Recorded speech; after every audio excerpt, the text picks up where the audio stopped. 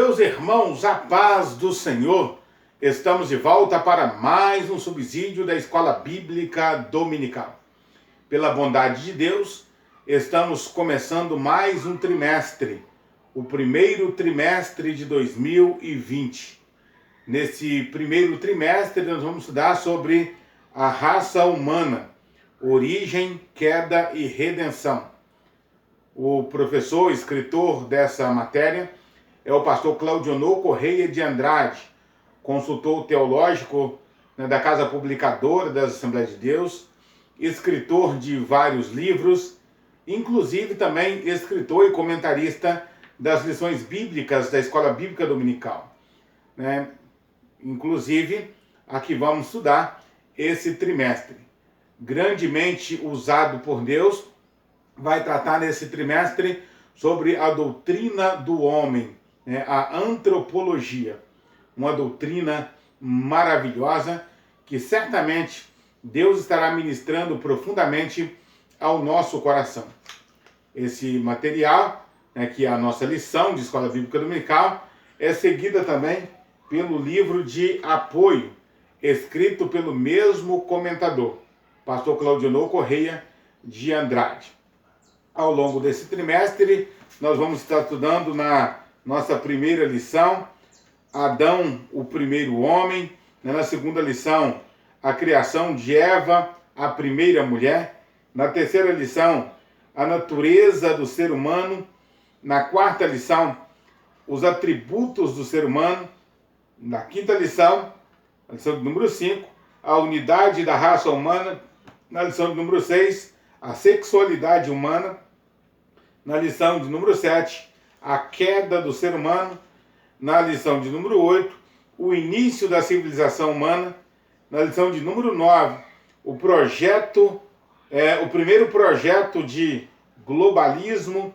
Na lição de número 10, só o evangelho muda a cultura humana. Na lição de número 11, o homem do pecado. Na lição de número 12, Jesus, o homem perfeito. E na última lição, a lição de número 13, o novo homem em Cristo Jesus. Nesta primeira lição, que nós vamos estudar no dia 5 de janeiro de 2020, nós vamos estudar sobre o tema Adão, o primeiro homem. Antes de falar qualquer coisa a mais, eu gostaria de pedir a você que não se inscreveu ainda no nosso canal, que se inscreva. Ao se inscrever, ative o sininho para que você possa receber as notificações de tudo que postarmos aqui no nosso canal. Toda semana nós temos a grata satisfação de trazer a você um subsídio da Escola Bíblica Dominical para ajudá-lo no seu preparo dominical, para melhor servir ao Senhor juntamente com a sua classe, onde você serve ao Senhor nosso Deus. Também não deixe de colocar aí um joinha no vídeo aí, também deixar um comentário, compartilhar esse conteúdo com seus amigos, professores da Escola Bíblica Dominical, superintendentes, alunos da EBD. Aliás, compartilhe aí para todo mundo, para que juntos possamos crescer na graça e no conhecimento do Senhor nosso Deus. Também dizer a você que é muito bom saber que você é inscrito aí no nosso canal, que você acompanha o nosso conteúdo, que Deus continue abençoando você.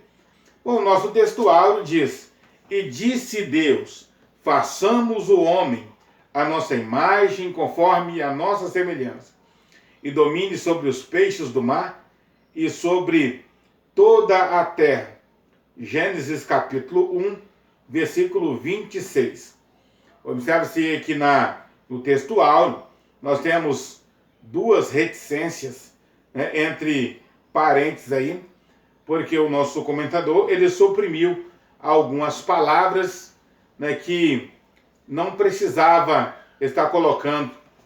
O que foi colocado ficou muito claro, já logo no início aí, o propósito de Deus para a criação do homem. A nossa verdade prática diz: o homem não é um mero detalhe no universo. O ser humano é a obra-prima de Deus. o Criador e mantenedor de todas as coisas. O ser humano não é um mero detalhe, não é um mero acaso, né, como queira dizer, né, a filosofia, né, o pensamento aí, a corrente filosófica do darwinismo, né, do processo evolutivo, que diz que o homem surgiu por acaso. Tem um livro do Rick Warren, né, Uma Vida com Propósito. Ele começa o conteúdo desse livro dizendo: você não está aqui por acaso. Há um propósito especial de Deus para a sua vida. Você não está aqui, né, por acaso. A nossa leitura bíblica em classe está no livro de Gênesis, no capítulo 2, os versículos de 1 a 8.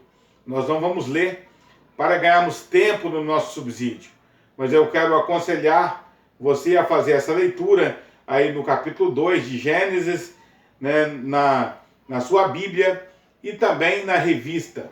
Leia todo o capítulo 2 de Gênesis na sua Bíblia, né, para que você possa ter uma visão completa, né, do texto, né, da qual o nosso comentador tirou a partícula, né, para desenvolver o comentário, né, dessa semana de estudo. Também quero aconselhar você a não deixar de fazer o culto doméstico na sua casa. Né, todos os dias, né, da semana nós temos um texto da Palavra de Deus, né, para ser lido, e depois da leitura da Bíblia fazemos a oração ao Senhor, entregando a nossa família ao Senhor, consagrando o nosso lar ao Senhor diariamente. Posto essas considerações, né, como nós vamos observar aí, né, nesse trimestre, nós vamos falar sobre a doutrina bíblica do homem, né, a antropologia. Né, aí surgem algumas perguntas, né, que são perguntas importantes que conduzem, né, como dizem, o fio da meada para entendermos, né, o assunto da antropologia. Né, qual é o objetivo de Deus em criar o mundo? Né, essa é uma grande pergunta, né, que se faz na antropologia. Né, por que Deus criaria o mundo? Né? Qual o objetivo de Deus criar o ser humano? Né? O que Deus ganha com isso? O que o homem ganha com isso? Né? Por que Deus criaria o ser humano? Né? Qual o propósito de Deus para o homem no planeta Terra? Qual a missão, né, que Deus tem para o homem nesse tempo em que ele vive nesse planeta? São estas e várias outras perguntas, né, que são feitas e que a antropologia bíblica estará respondendo, né, ao longo desse trimestre. Na nossa introdução, o nosso comentador vai fazer uma visão panorâmica de tudo que nós vamos estudar ao longo desse trimestre, né, começando aí por Adão, o primeiro homem, e falando também sobre a triste realidade do pecado, e depois a vida do homem fora do paraíso. E vai concluir que nessa lição propriamente dita, nós vamos estar falando sobre Adão, o primeiro homem, e tentando responder, né, o que é a antropologia bíblica, né, do que se trata essa doutrina da antropologia, que é a doutrina do homem. Nosso primeiro ponto, a doutrina bíblica do homem. A doutrina bíblica do homem, ela busca responder, entre outras coisas, a seguinte pergunta: que é o homem? Ou quem é o homem? Para responder essa pergunta, quem é o homem, né, vários filósofos, né, pensadores, eles tentaram dar a sua contribuição. Karl Marx, né, filósofo socialista, né, dizia que o homem é um ser econômico. Né, para Karl Marx, o homem é um ser econômico. Para Sigmund Freud, o homem é um ser instintivo, um homem cheio de instintos. Para Soren Kierkegaard, o ser humano é um ser angustiado, né, que vive labutando com as suas angústias, né, com os seus traumas, né, buscando sempre descobrir o motivo do seu eu, né? Para Bloch, o ser humano é um ser utópico, que vive das ilusões. Né? Para Heidegger, o homem é um ser existente. Para Paul Ricoeur, o homem é um ser falido. Para Gadamer, o homem é um ser hermenêutico. Para o filósofo Marcel, o homem é um ser problemático. Para Glenn, o homem é um ser cultural. Para Luckmann, o homem é um ser religioso. Para Charles Darwin, o homem é o clímax do processo evolutivo. Para Blaise Pascal, o homem é um caniço pensante.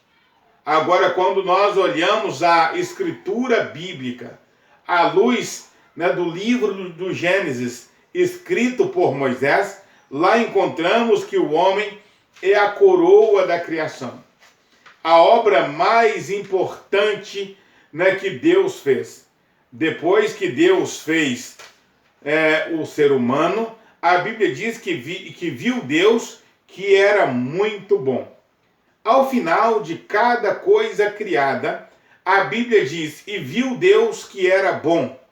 Quando Deus criou o homem, Deus diz, a Bíblia diz, e viu Deus que era muito bom, né? Aqui na nossa definição, nosso primeiro item, diz que a doutrina bíblica do homem é o ensino sistemático, né, das verdades referentes ao ser humano, encontradas nas escrituras sagradas do Antigo e do Novo Testamento. É bom que se diga que o nosso comentador, ele vai colocar que a verdade a respeito do homem é encontrada na palavra de Deus, porque a Bíblia Sagrada é a nossa única regra de fé e prática. Né? Tudo que está fora da palavra e que não confere com a palavra, né, não deve ser aceito, né, por aqueles que servem ao Senhor nosso Deus. O que nós aceitamos como verdade é aquilo que diz a palavra de Deus. Tudo aquilo que qualquer outra corrente de pensamento disser só será verdade se conferir com a palavra do Senhor nosso Deus. A Bíblia Sagrada, ela é inspirada, inerrante e completa palavra de Deus. A palavra antropologia, né, do grego, né, a doutrina do homem, né, vem de duas junções, antropos, né, que é homem, mais logia, antropos, homem, logia, estudo, né, formando aí então a palavra antropologia, que é o estudo do homem. Os fundamentos, né, do estudo da doutrina do homem.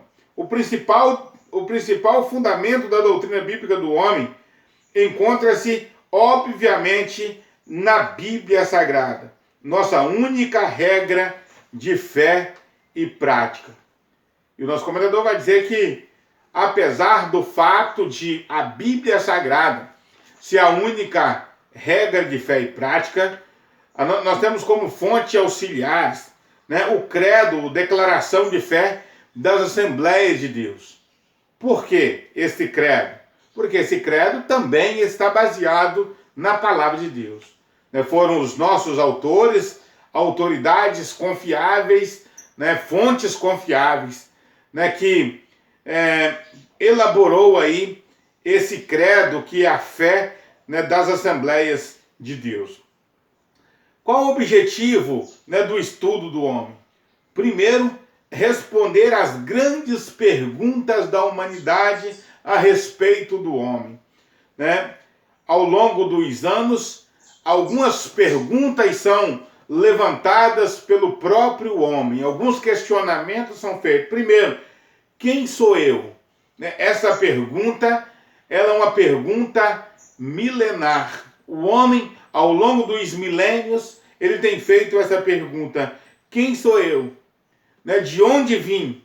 O que eu represento? Qual é a minha missão na Terra? Por que eu estou aqui?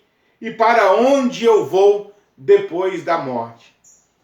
a ideia ou a inquietação de saber para onde vai depois da morte tem levado os seres humanos também a criar uma série de estudos, alguns muito interessantes e outros absurdos, acerca, né, da questão da vida após a morte. A teologia sistemática, mais especificamente a antropologia, ela tenta responder essas perguntas, né, para o ser humano. Outro objetivo é mostrar a dependência do homem em relação a Deus, o Criador e mantenedor de todas as coisas. O apóstolo Paulo diz que nele, em Cristo, nós movemos e nos existimos. Sem Deus, nada somos, né? Jesus disse certa vez: sem mim, nada podeis fazer. Até mesmo o ateu, que não acredita em Deus, vive por causa de Deus. Até mesmo os homens que nada querem com Deus, eles vivem por causa de Deus. Deus é a razão da existência de todas as coisas, inclusive o ser humano. Terceiro, levar o homem a reatar sua comunhão com Deus, através de Jesus Cristo, o homem perfeito.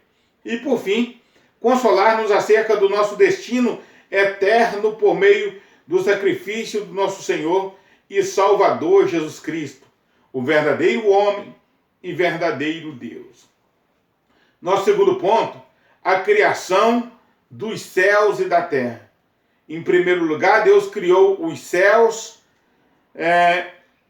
Em primeiro lugar, Deus criou os céus, a terra e tudo que neles há. E só então veio a formar o homem.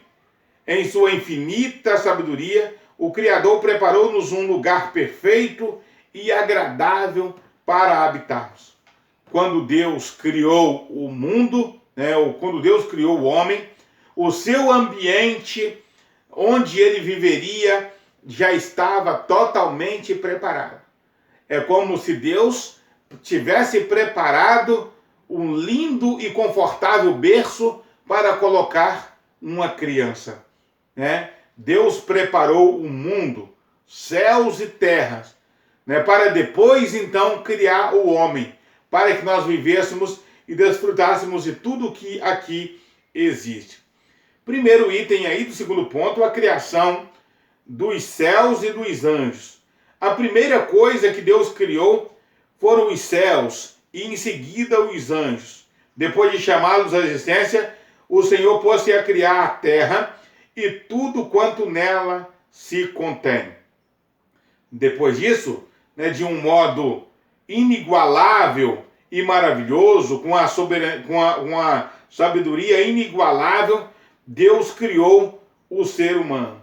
Né? Sabiamente, o Pai Celeste, antes de formar o homem, criou a terra, a fim de colocá-lo num planeta sustentável. O ser humano, criado por Deus, né, para viver na terra, ele foi criado com os elementos que possuem na terra, como o oxigênio, o carbono, o cálcio, o potássio, o enxofre, o sódio, o magnésio, o ferro, o cloro, o iodo, entre outros elementos.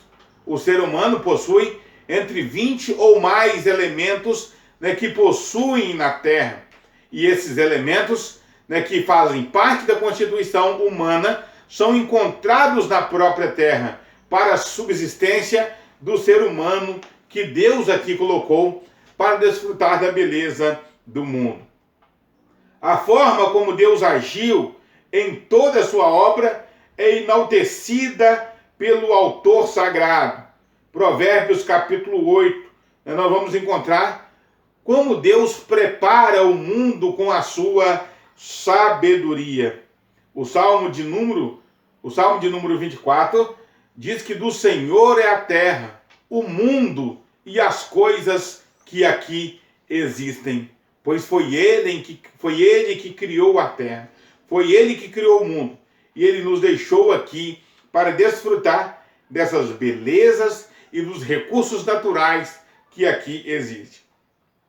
Nosso terceiro ponto vai falar sobre a criação de Adão, o primeiro homem. O homem não é um mero detalhe no universo e nem surgiu por acaso, né? O homem surgiu, número 1, né, de um concílio divino e soberano da Santíssima Trindade. A criação do ser humano foi antecedida por um concílio da Santíssima Trindade. Nesse conselho, Pai, Filho e Espírito Santo, eles se reúnem e diz: façamos o homem a nossa imagem, conforme a nossa semelhança. Né? Qual é a imagem de Deus no homem? E qual é a semelhança de Deus no homem? Imagem e semelhança, segundo o teólogo Eren Clarence Thyssen, imagem e semelhança, por vezes, se confundem, um se tornando como a sombra da outra. A imagem como a sombra, né, da semelhança, ou a semelhança como a sombra, né, da imagem. Né? Essa imagem e semelhança são as características, traços que existem no próprio Deus e que existe em nós também. Deus é sábio em todos os seus caminhos. O homem também é sábio. É claro, não como Deus. Deus é criador, o homem é criativo. Né? O homem é uma tricotomia, enquanto Deus é uma trindade. Deus é Pai, Filho e Espírito Santo. O homem é corpo, alma e espírito. São semelhanças que nós encontramos no próprio Deus. Né? O ato criativo, a moralidade. Né? O filósofo Immanuel Kant, ele já dizia que duas coisas o impressionaram. Primeiro, o alto céus estrelados. E segundo, a moralidade colocada no coração dos homens. Né? Como o homem conseguiu desenvolver um raciocínio, uma lógica, né, moralista, né, estando num contexto totalmente deturpado. Deturpado, é claro, né, por ele mesmo. Né? Então, primeiro, o homem ele é resultado de um conselho divino, né? De uma reunião, né, da Trindade. Depois Deus criou Adão, o primeiro ser humano. Em seguida Deus criou o primeiro homem do pó da terra, para que nós, filhos de Adão, não a tivéssemos como mãe, como querem os ecologistas.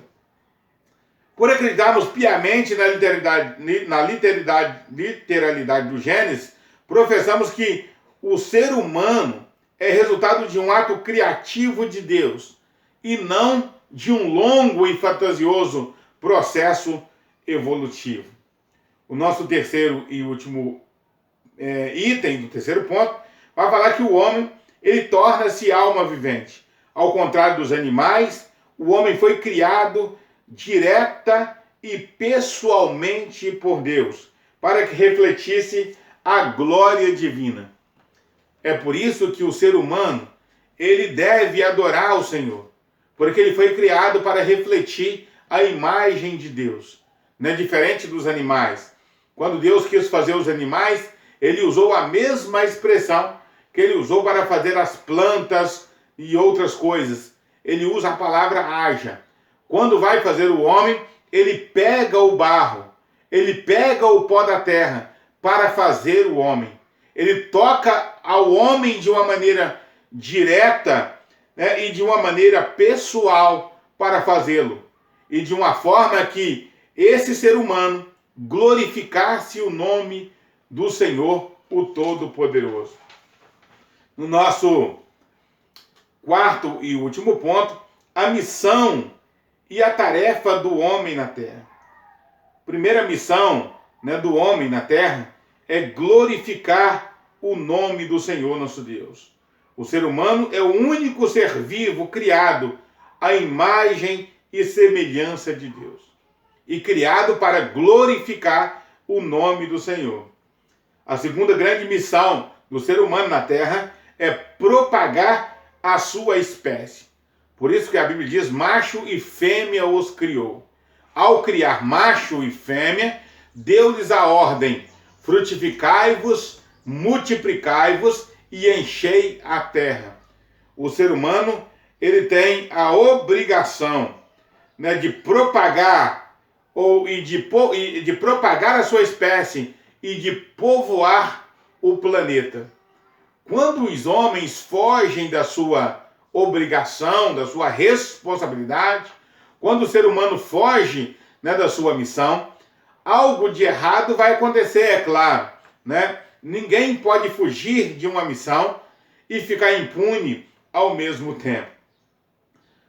É bom que se diga que Deus tem compromisso com a família, né? Tanto compromisso que Deus tem com a família, que a Bíblia é tratada, a família é tratada de uma forma especial no Antigo e no Novo Testamento. Mas qual é essa família que Deus tem compromisso? Uma família genuinamente bíblica, heterossexual, né? Homem e mulher, uma família monogâmica, um homem e uma mulher, e um casamento indissolúvel, ou seja, um casamento que dure para a vida toda, que apenas a morte os separe. Nós somos desafiados pelo nosso professor a ler o Salmo de número 28 Nós somos desafiados pelo nosso comentarista a ler o Salmo de número 128 com a nossa família, onde diz que bem-aventurado é o homem que teme ao Senhor, feliz será e te irás bem, comerá do trabalho das tuas mãos. Fala da prosperidade da mulher e dos filhos à roda da mesa, como planta de oliveira. A família que teme ao Senhor, diz o salmista no Salmo de número 128, que é uma família abençoada. Por fim, o nosso último item aí, do último ponto, vai falar que a nossa missão na Terra, a missão do ser humano, é de governar e de administrar o planeta. Quando Deus criou o homem e colocou lá no jardim do Éden, diz que era para ele cuidar e guardar a terra, lavrar e guardar a terra, ou seja, cuidar do planeta, cuidar do ambiente aonde Deus o colocara para viver. Que Deus nos ajude, que Deus abençoe você, que Deus abençoe a sua casa, para que nós possamos cumprir o nosso propósito na terra. Deus tem uma missão especial para cada um de nós, começando aí pela glorificação do seu maravilhoso nome. Que venhamos glorificar ao Senhor, propagando a nossa espécie e administrando o ambiente aonde Deus colocou para nós, administrando com excelência e com maestria o meio ambiente, a terra, aonde o Senhor nos colocou para vivermos, para passarmos esse tempo, até que sejamos recolhidos para estar com Ele, para todo sempre.